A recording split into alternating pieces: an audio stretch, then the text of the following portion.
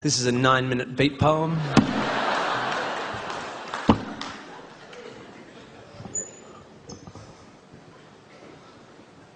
It's called Storm.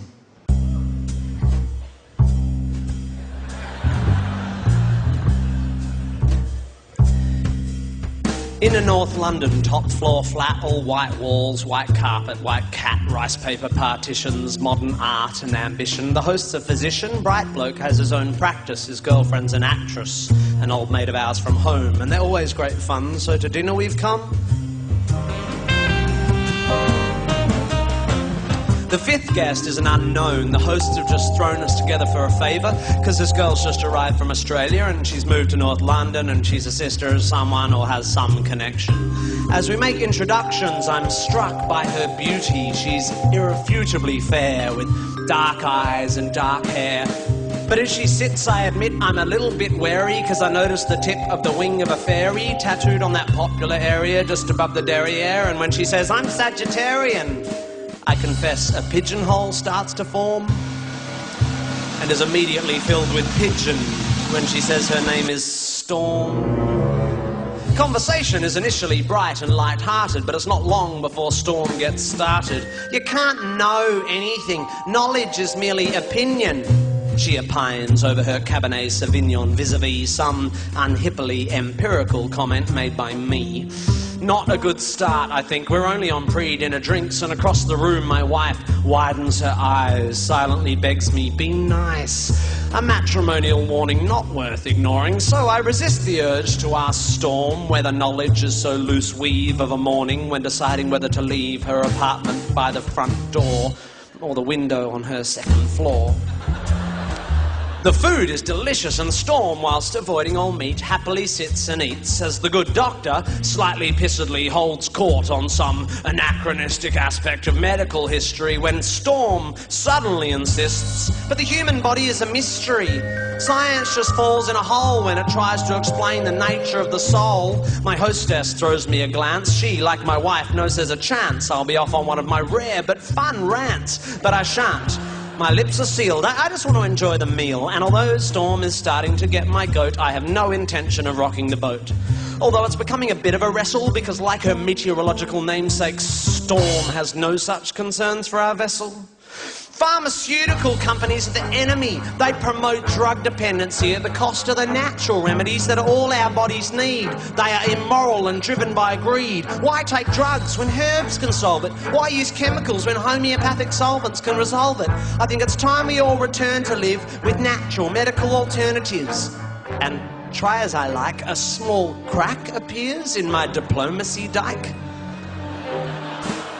By definition, I begin, alternative medicine, I continue, has either not been proved to work or been proved not to work. Do you know what they call alternative medicine that's been proved to work? Medicine. So you don't believe in any natural remedies? On the contrary, Storm, actually, before we came to tea, I took a remedy derived from the bark of a willow tree. A painkiller that's virtually side effect free. It's got a weird name. Darling, what was it again? Aspirin? Oh yeah, aspirin, which I paid about $1 for down at the local drugstore.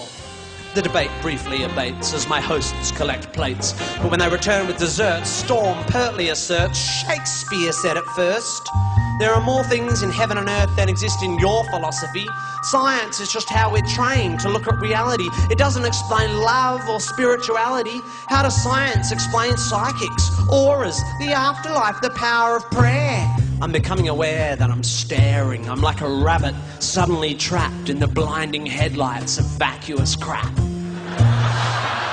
Maybe it's the Hamlet she just misquaffed, or the 6th glass of wine I just quaffed, but my diplomacy dike groans, and the arsehole held back by its stones can be held back no more. Look, Storm, sorry, I don't mean to bore you, but there's no such thing as an aura. Reading auras is like reading minds, or tea leaves, or star signs, or meridian lines. These people aren't applying a skill. They're either lying or mentally ill. Same goes for people who claim to hear God's demands, and spiritual healers who think they've got magic hands. By the way, why do we think it's okay for people to pretend they can talk to the dead? Isn't that totally fucked in the head, lying to some crying woman whose child has died and telling you you're in touch with the other side? I think that is fundamentally sick. Do we need to clarify here that there's no such thing as a psychic? What are we, fucking two?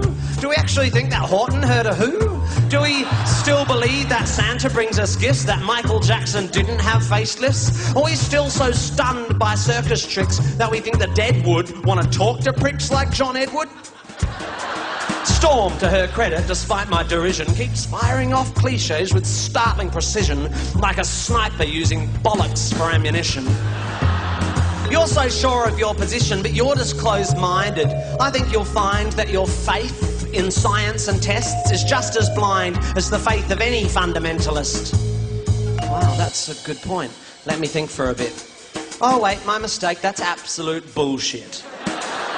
Science adjusts its views based on what's observed. Faith is the denial of observations so that belief can be preserved. If you show me that, say, homeopathy works, then I will change my mind. I will spin on a fucking dime. I'll be as embarrassed as hell, but I will run through the streets yelling, "It's a miracle! Take physics and bin it! Water has memory, and whilst its memory of a long-lost drop of onion juice seems infinite, it somehow forgets all the poo it's had in it." You show me that it works and how it works, and when I've recovered from the shock, I will take a compass and carve fancy that on the side of my cock.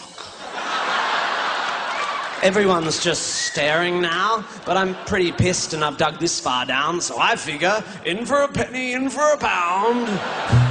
Life is full of mysteries, yeah, but there are answers out there, and they won't be found by people sitting around looking serious and saying, "Isn't life mysterious? Let's sit here and hope. Let's call up the fucking Pope. Let's go watch Oprah interview Deepak Chopra." If you want to watch telly, you should watch Scooby-Doo. That show was so cool because every time there was a church with a ghoul or a ghost in a school, they looked beneath the mask, and what was inside? Oh, a fucking janitor or the dude who ran the water slide. Because throughout history, every mystery ever solved has turned out to be not magic. Does the idea that there might be knowledge frighten you? Does the idea that one afternoon on Wikipedia might enlighten you frighten you? Does the notion that there might not be a supernatural so blow your hippie noodle that you'd rather just stand in the fog of your inability to Google? Isn't this enough? Just this world? Just this beautiful, complex, wonderfully unfathomable natural world? How does it so fail to hold our attention that we have to diminish it with the invention of cheap man-made myths and monsters? If you're so into your Shakespeare, lend me your ear.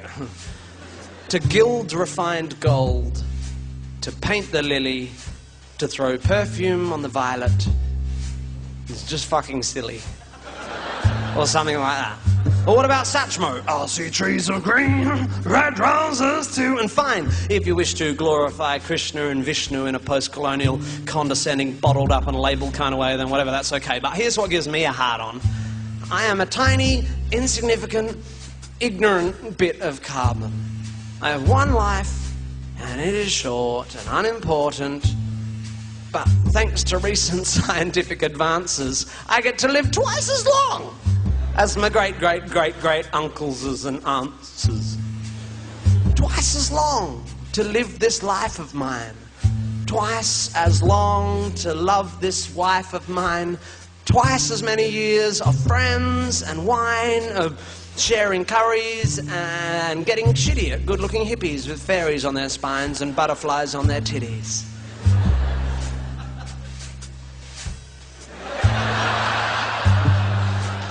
And if perchance I have offended, think but this and all is mended. We'd as well be 10 minutes back in time for all the chance you'll change your mind.